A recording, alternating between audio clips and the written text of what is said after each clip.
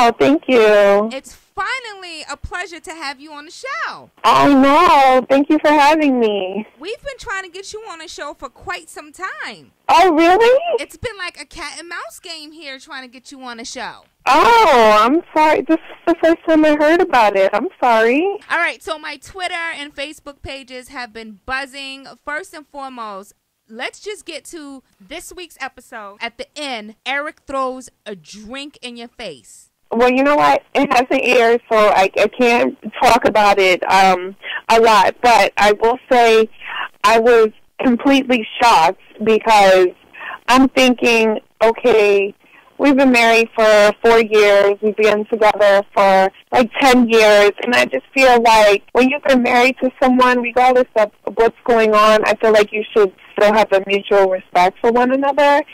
I was completely shocked. Like, I was in shock for about a good week. Like, every, couple minutes, I was like, did that really just happen to me? I mean, I never would imagine in a million years that he would do something like that. So I was completely thrown off. Was he ever physical or hostile towards you in the marriage? No, and you know what? It's so funny because my manager was like, she's like, the first thing people are going to think is that, he abuses you, because it really was very forceful. Even, seeing it replayed, it was like, wow, it really was, very, aggressive and forceful. He never hit me. He was never abusive. But, I mean, I think abuse can be mental and verbal, and his mouth is a little reckless, so I've definitely enjoyed that, but nothing physical. Jennifer, at first, I'm not even going to front. I had some compassion towards Eric. Simply because I felt like, damn, Basketball Wives tore this couple apart. Right. No, you know what? The thing about it is, the show, I know a lot of reality shows break up couples and marriages and all that stuff, but Eric and I had problems way before Basketball Wives started, and that was sort of a struggle for me signing on to do the show. Shawnee was a friend. I know she was the executive producer, but I'm thinking to myself, okay, if I sign on to do this reality show, I have to be real, which means I have to be real about my situation. And I knew things weren't on the up and up with Eric and I. So I was always a private person, so that was a struggle for me. But I was just like, you know what, if I'm going to do this, I'm going to do it the right way. And that was my reality. My reality was that I was having problems in my marriage. And I think, to be honest with you, I think deep down inside, I kind of knew it was always going to go in this direction. I knew it was over. But my parents got divorced. I was a victim of divorce. It was something I never wanted for myself. So it was a struggle. And I was like, oh, my God, if I get divorced, I'm going to feel like a failure. So I know people are like, oh, you should have did it way before then. But it was something that I had to process, and it was because of my own personal reasons and stuff that I had went through as a child. So it was definitely, the show had nothing to do with it. We did have so many issues. And now I look at him on Twitter, and I don't follow him, but people send me stuff, and I don't even know who he is. I'm like, this guy is crazy. Yes. It's shocking to me. And, he says to me, he's like, I don't even know who you are. I'm like, listen, yeah, I'm not going to be the same person you met 10 years ago, because it's natural for people to advance and progress. But I mean, he just looks like a psycho. I have no idea. I'm like, oh my God, this guy needs to shut up. He looks crazy. Yesterday, his excuse for throwing the drink on me was that I had a demon and he was trying to cast it out of me. I was like, wait a minute, this guy is crazy.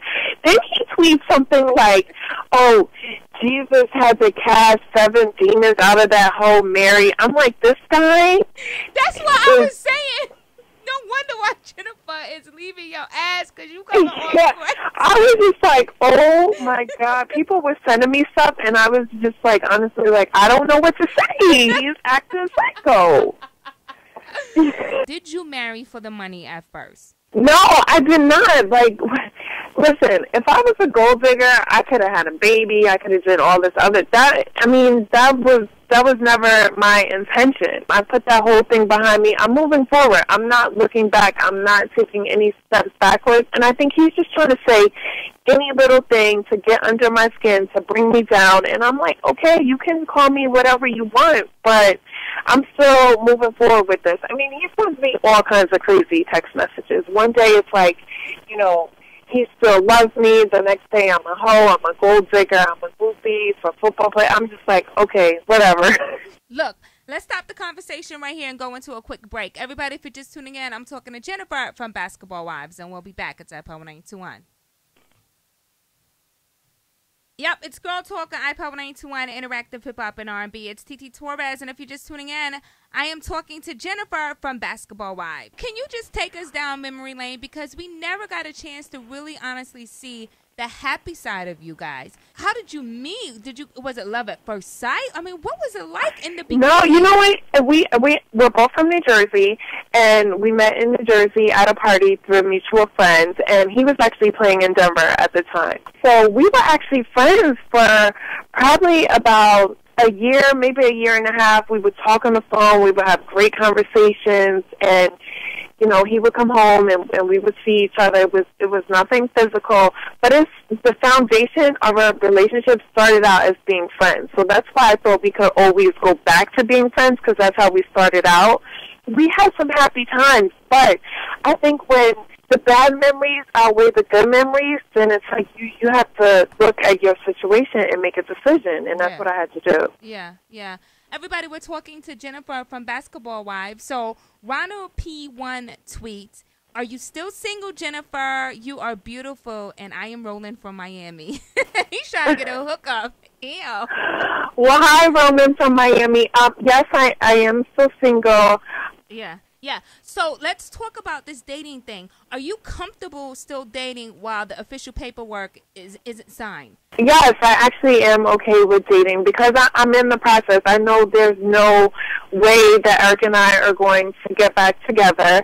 Really, it's out of my hands right now. It's in the courts, and there's nothing I can do. And I'm not going to, you know, sit around and wait for the divorce to be final. That could take, I don't know how long. I still have to move on with my life. And I even told him, I was like, please go get a girlfriend. Like, so you can leave me alone. Like, go get a girlfriend. I am so cool with that. So, I mean, I don't know. So why didn't you guys ever have kids?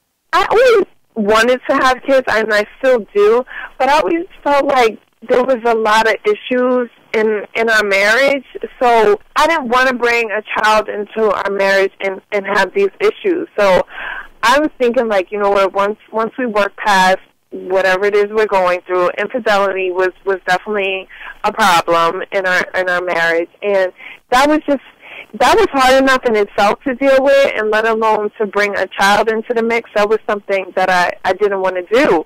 I feel like having a child with someone is worse than being married to someone, because I can divorce Eric and I'll never have to see him again. But if we had a child, you know, birthdays, and that child's going to eventually get married, and he would be in my life for the rest of my life. Yeah. All right, let's go into another break. Everybody, if you're just tuning in, we're talking to Jennifer from Basketball Wives. All right, everybody, if you're just tuning in, yes, we are Girl Talking with Jennifer from Basketball Wives. I want to talk a little bit about this date you went on. First and foremost, girl, let me just say this. Never trust a gay man hooking you up with a straight man. Let me just say that. You know what? Two snaps and shake I love Al. He's never said to me I don't know him to be that.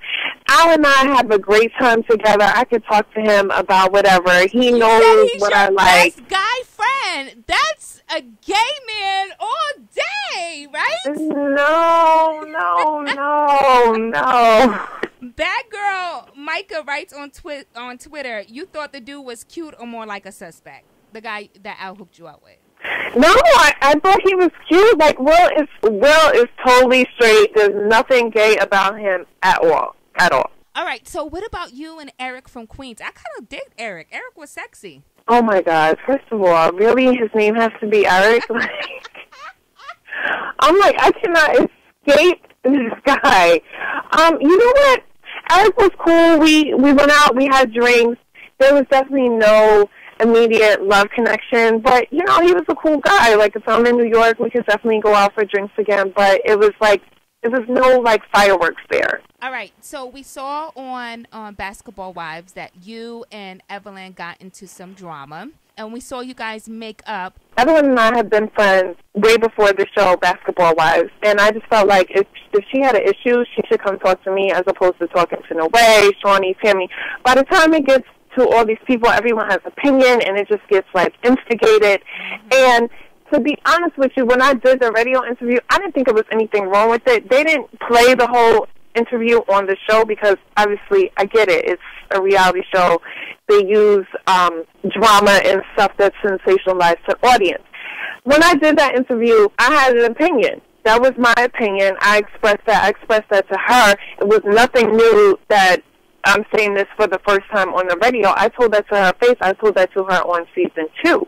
I kind of felt like she overreacted, and I'm entitled to have an opinion. Like, everyone had an opinion about my situation with Eric and this and that, so why can't I be entitled to my opinion? How do you feel about people saying that you are always in Evelyn's shadow? I'm very low-key.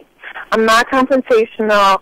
I like to sit back and observe, and I'm never the loudest one in the room. That's never been my personality, and it won't be me on TV because I wouldn't be being real. So I think sometimes people think because I'm quiet and I'm not always, like, whatever, that I may be in someone's shadow or a follower or whatever, which I think is all BS. I do my own thing. I have, like, businesses. What I do on the show is, like, yeah, that's me, that's my life, but that's just a small part of my life. There's so much more to me, so I get it. I'm on TV. Everybody's going to have an opinion. That's what I signed up for. It is what it is. So tell us a little bit more about you. I'm curious to know. Just started my lip gloss line, and it's called Lucid. It's available at lucidcosmetics.com. But I have my other business, Flirty Girl Fitness. I'm a principal owner in that, which is a women's fitness studio. I have a nonprofit foundation, which is called Project Save the World, which is myself, my manager, and another MBA wife. So I have a lot of stuff going on. I'm writing a book. But you don't get to see everything I'm doing on the show. And that's been a struggle. That's been a struggle, and I know Shawnee has been going back and forth with Shed Media, which is our production company, and VH1, because we get a lot of criticism. The show is just drama and this and that. And I feel like I get it. People want to see drama, but I think somewhere we should be able to find a balance. All right, let's take another Twitter question. Everybody, we're talking to Jennifer from Basketball Wives. She's too cute to be one. Please ask Jennifer how she feels about Royce possibly being in Eric's movie. Oh, God. First of all, I feel like this whole situation with Eric in this movie is like, that's what I'm like, who are you? I get it. People, want to expand their career and do things, but this is like the first that I'm hearing of this movie. And it's really odd to me that he reaches out to the two people on the show that he feels like I'm not really cool with, which is Susie and Royce. Royce was the chick. Me and her were cool. She would call me up and send me text messages about all this crap that she was going through with the white, and I would listen to her, whether she just needed to vent or whatever the case is. And I'm like, you've seen all the crap that I've gone through with him, and I feel like he's just being spiteful. He knows a million other chicks. Like, why are you going to these girls? Give me a break. Do you think that Susie should have allowed Royce to tell you herself versus playing the middle person? I don't feel like Royce would have told me probably until after the fact. I just think that whole Royce situation, I think it's just because she's a little immature and she doesn't really have a lot of friends. And I don't know. Royce it's a big question mark with her. Do you guys think that Royce will be around much longer? I know it was confirmed that she is coming back on season 4, but do you think that she'll make it past season 4? That is a good question. I have no idea. No one really wants to film with her. I mean, Shawnee didn't film with her one time last season, so I don't know how relevant she's going to be. I mean, a lot of her storyline was based around this whole thing with her and Eric and I. And to be honest, like, I'm so over it. I don't care. Like, if she wants to be in his movie, if she wants to go screw him, like, knock yourself out. I'm totally past it. Your take on Mika? Or Mika, you know what? Here's what I feel about Mika. It's not easy coming on this show and everybody's kind of had their history and they've been friends. And I just felt like she was a little anxious and she got herself caught up into a lot of mess because she would say one thing and then she would switch up her story. And it just turned into, it was like a snowball effect. It just kept building and building, and it just exploded. So I just felt like if she would have just came on and kind of just chilled and not talked so much, she wouldn't have gotten to the trauma she got into. Well, I think we pretty much touched all bases. It's Jennifer, everybody. Basketball Wives, Monday night at 8 p.m. on VH1. I feel like I've been just chit-chatting this past 20 minutes with a girlfriend. Like, I know. I totally don't even feel like this was an interview. It was so much fun.